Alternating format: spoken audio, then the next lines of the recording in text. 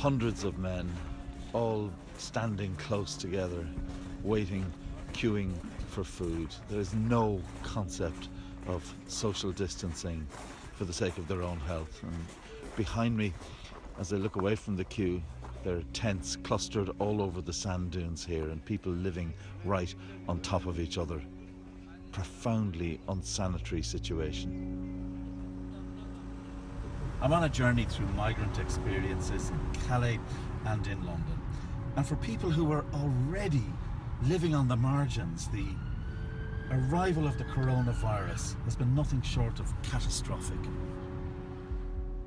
There's hundreds of migrants here in Calais, hoping to make it to the UK. We filmed here nearly 3 weeks into the French lockdown. And while the French government has started to move some of them to shelter, not all want to go, because they're afraid they'll be detained once the crisis is over and any chance of getting to Britain will vanish. As soon as one has got the virus, the virus runs everywhere, and very fast. Look at them, and there are 3 of them. They're very close from each other. Have some pity. You wouldn't do this to a dog, would you? So you're doing it to human beings who are fleeing the war. Well, I'm ashamed of being French. They've been raped, they've been assaulted, they've been ransomed, they've been tortured.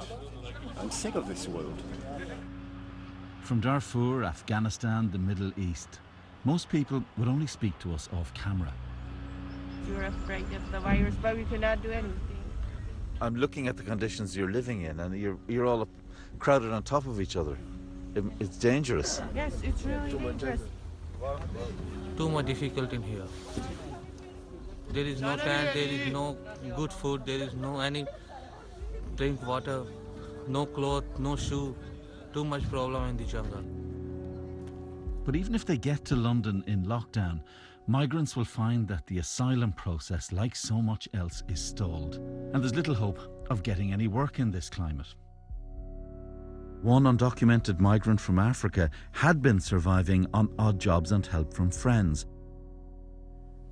We're desperate. We have no way of paying rent. Can't get anywhere.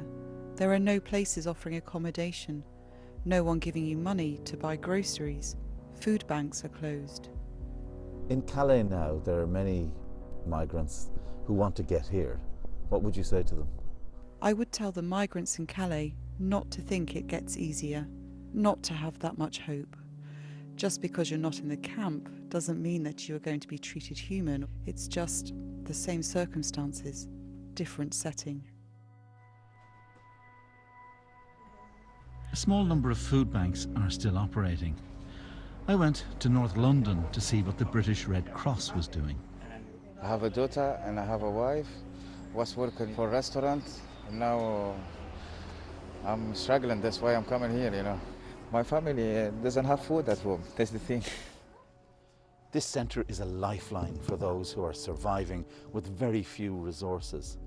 And while this is a charity, the workers here do their level best to make it feel about sharing, living up to the larger rhetoric of unity, of compassion in these desperate times.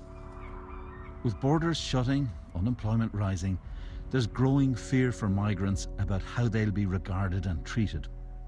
And none that I met was convinced a new era of welcome would come from this crisis.